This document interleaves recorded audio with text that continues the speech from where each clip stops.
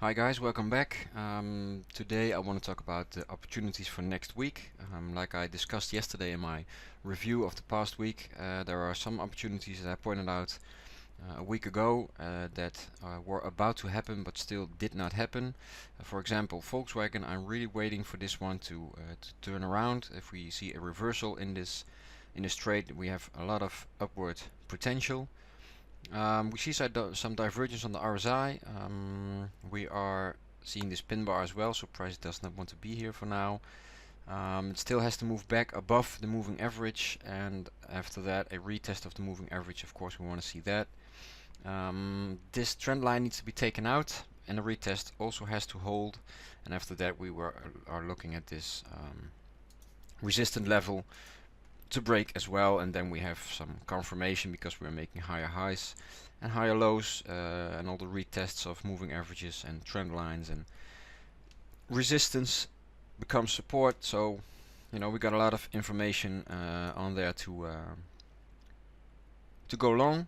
I think when we switch to the daily chart, of course the moving average is a bit higher, and once this one moves to that moving average, I think they will meet at the trend line. So the moving average and the trend line on the daily will get broken, and this one is still on the table, still active. Watching this closely next week. Another one is that looks very much alike is IBM. I go through this one pretty fast because no use to do the full analysis because I did it last week and I actually talked about it yesterday. Same thing here. This looked like a breakout last week. It fell down, so this is a pin bar on a daily. This was not the right time yet. So we are looking at another move down, and from here on out it's actually the same things.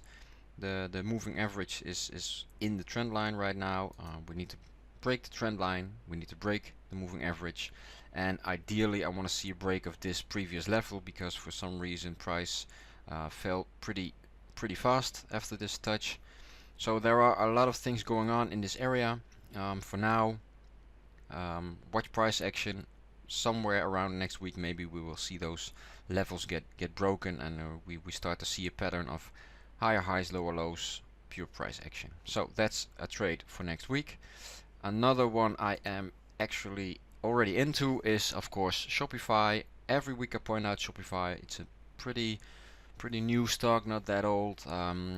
Excellent for swing trading. Every time it moves for quite a time. When it pulls back, we touch this trend line. A lot of re-entry possibilities. A lot of nice swing trades up in here. I've entered around the 68 level, and I am riding this one back to the, for example, 74. So that's a nice 6-point ride, which can happen pretty fast. Of course, the other way around.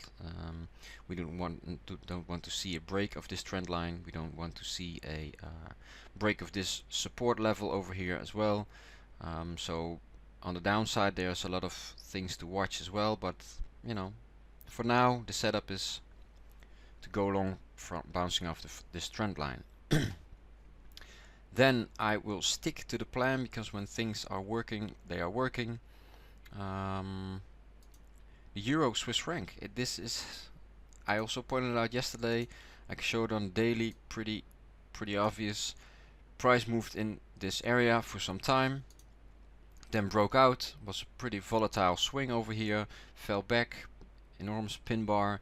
Moved up, touch of the trend line, enormous pin bar, and then we moved back into this channel. Been trading here for a couple of weeks. This looks like a month and a half maybe. Then broke. We broke.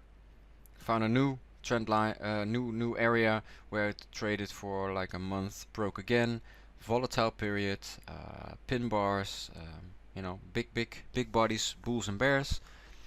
And then ever since the last month or so, a little bit more. This is the last month.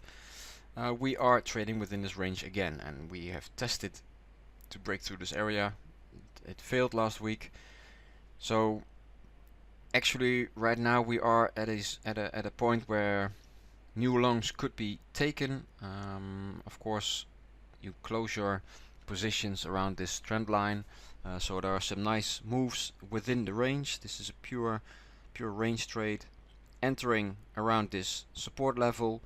If it breaks, enter again around this support level, ride it back up to the upside of this channel, or ride it back up beyond this channel to the trend line again. Very clear area to be trading. So let me just point it out what I'm looking at when I'm trading this. For next week, for me, the trading area is all within this space, probably within this space, but and of course then we have to watch the trend line. But if there is more room to the downside, then we get this it's probably all gonna happen within this area. So stops should be placed outside of this box, and you know, it's very clear how to trade this, and that's what I like. So this is my number one trade. Again, last week and the week before, every week I go long, and 2.5 days I'm back up, I take my positions, flip it around, go short, and then 2.5 days later, it's Friday, I close out my short, and I am very happy with a long and short trade within the range. So that for next week. Not a lot of new things for next week. Still some positions that need to be,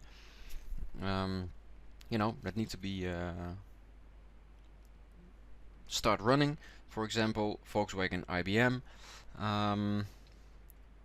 But that's it. One more thing I want to point out is the dollar index. That of course it has fallen pretty fast from there. Oh, sorry, this is the German DAX. Or is it the dollar index? This is it. I was thinking, I thought that was another pattern, and a matter of fact there is. This is the dollar index. Rate hike happened in March, price fell off, and the US dollar went into a major correction, even broke this low, but we are seeing this pin bar, so price had nothing to do in this area, and ever since it's been trending pretty obvious to the upside. We are entering a area where we are touching this trend line, so let's see. Potential bounce, of course, could happen over here. A continuation is possible if this high gets taken out and this trend line gets taken out. We are pretty obvious above the moving average. Momentum on the RSI is very strong to the upside. Let's see. There's more room for the dollar to ride. That being said, as you may know as well, I am trading the. Let's get all those things off for a minute.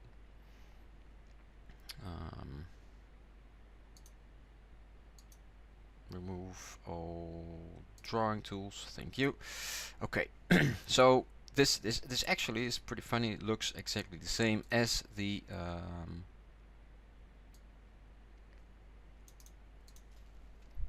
dollar index, and we have just moved into this trend line. So let's see what happens here. It's pretty there's a good chance that price will fall back, small correction, and after that we maybe we'll take out this level. If we don't, then we have we see a potential turnaround, but on the RSI there's momentum going to the upside. So this is a pretty nice trade. Let's switch to the 4-hour chart. I think this one is showing a nice, not really, not yet. I thought this was maybe, this is the trend line on the downside, and I think we also have a trend line on the upside. I think it's something like this. So there's also a range. The range is getting more narrow, so let's see what happens after this this break. Maybe a little divergence, so upside momentum is running a little bit short. You can also see the strong bars up here. This is great momentum, very strong trending market, and over here it fell a little bit flat, so the moves are starting to get less. Let's see what happens from here. So this is the final one I'm going to talk about today. This is the Australian dollar, New Zealand dollar. I point this one out a couple of times as well. US dollar, Australian dollar, New Zealand dollar has been in this range from, let's see, May 2016. Every time it ran into this demand zone, price fell. When it ran into this demand zone, price moved back up. Here it went a little further, touching the trend line on a bigger time frame, and then moved back up. But this is very obvious where we were. Price didn't bounce this time. Price broke through, so we saw a nice move to the 110, and then price fell back. So we are in this downside range for now. This pin bar is showing us that price touched the, it's not the demand zone anymore, it's the supply zone right now. It touched this zone and took off right away. So let's switch to the 4-hour chart. Let me see how this looks on these charts. I think we are seeing this was actually a first sign that we were seeing a higher low, but this is showing us a lower low. Lower highs are still being made. So let's see what happens from here on out. We are definitely in a cluster between a supply zone, a trend line, descending trend line on a bigger time frame. Up here we have a trend line on the 4-hour to daily chart, and we have a bigger trend line over here. You can draw in as many lines as you want, of course, but let's watch where price will go from here.